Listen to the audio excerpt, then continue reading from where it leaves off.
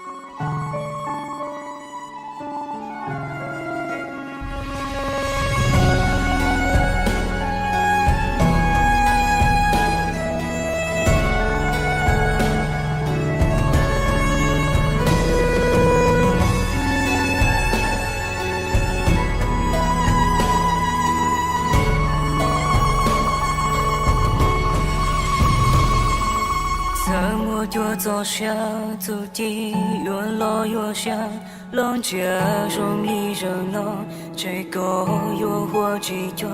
tua chính gia yo pla lao tia giờ cho yo lo yo thành cứ hoa ta rõ sẽ hoa yo yên rau lo tia sĩ rong li lu tia yo sư lao tia chỉ trong hai tia gió pha đua chia yo cho xin tia cô yo to chỉ to trở lư tia tia cho mùa phèn phao trong tia đen 马心天发绿的，别让这要是路头一步，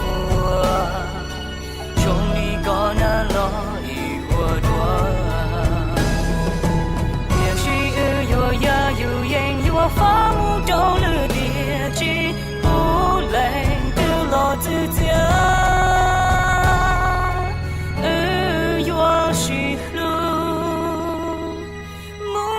我接受，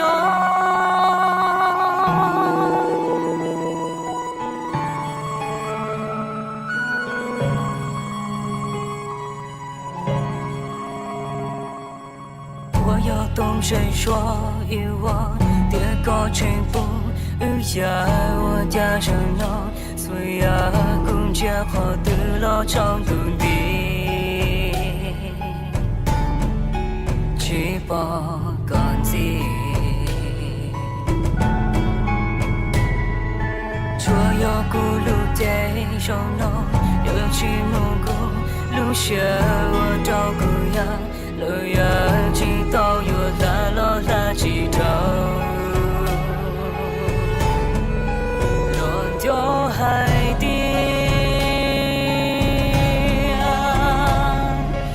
有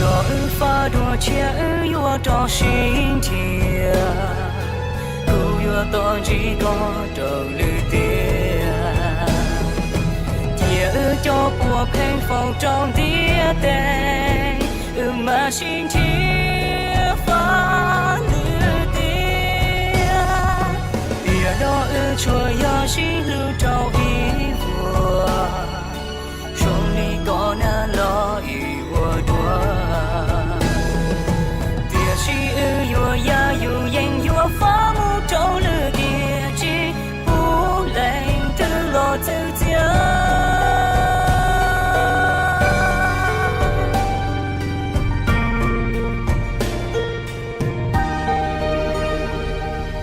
有多结果有多路高，不要讨路高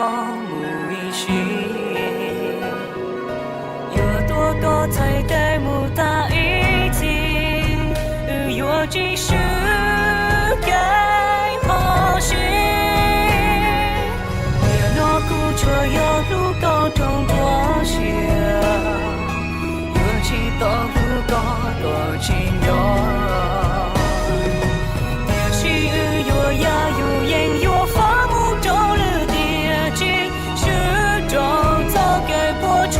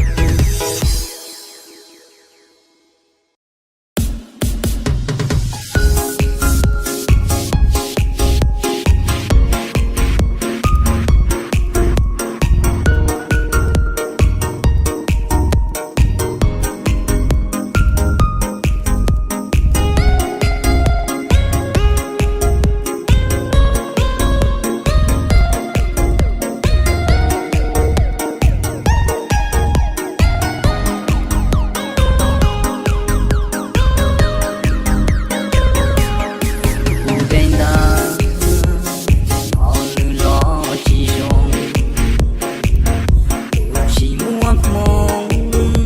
tao có lo aku nên ku su tao mua luôn đi mọi sẽ lưu đi dùng lý chỉ bao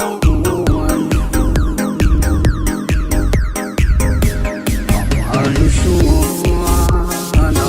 cho kênh Ghiền Mì Gõ để không bỏ lỡ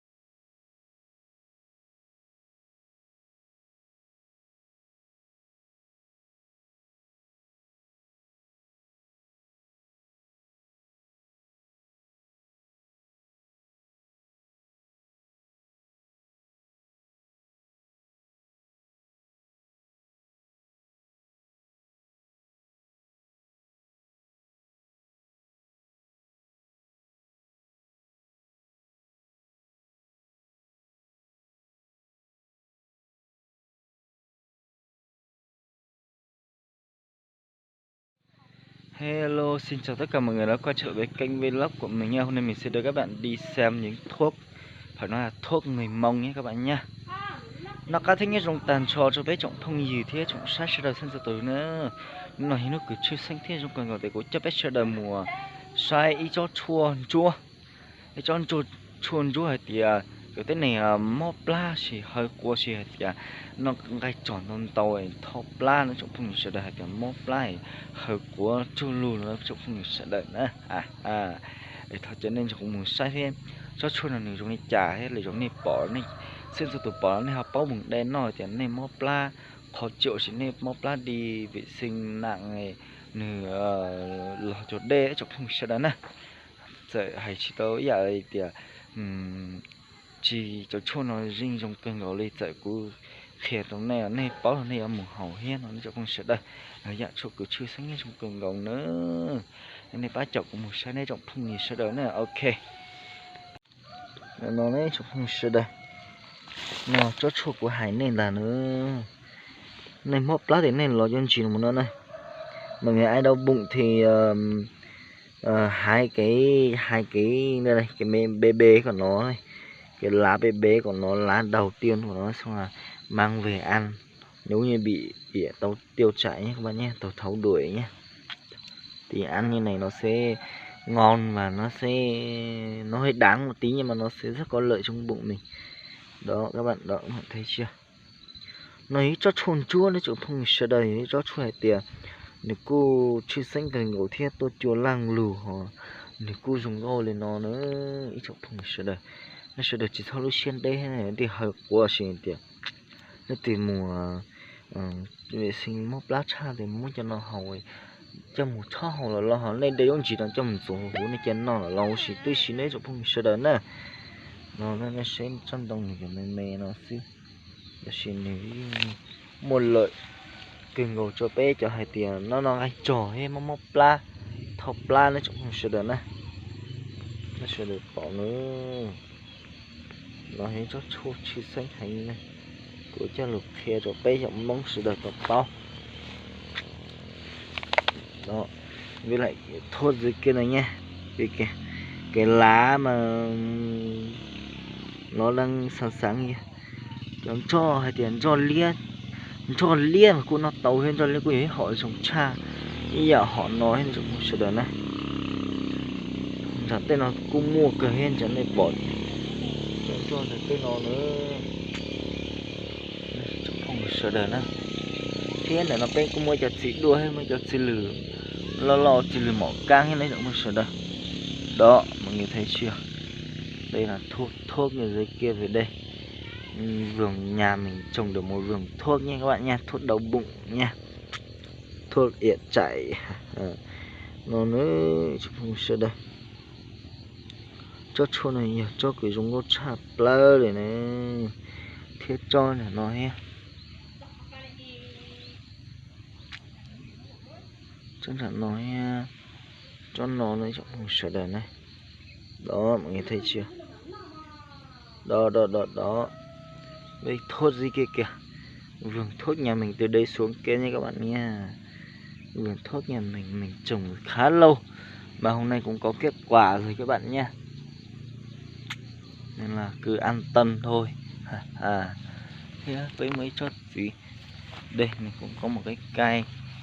cây thuốc đó, cây thuốc nhà mình, cái thuốc nhà mình nó cũng to này, nó cũng ngon này các bạn này, các bạn thấy chưa đó, đây dưới này là thuốc nhà mình nhé, đó thuốc nhà mình nhé các bạn nhé.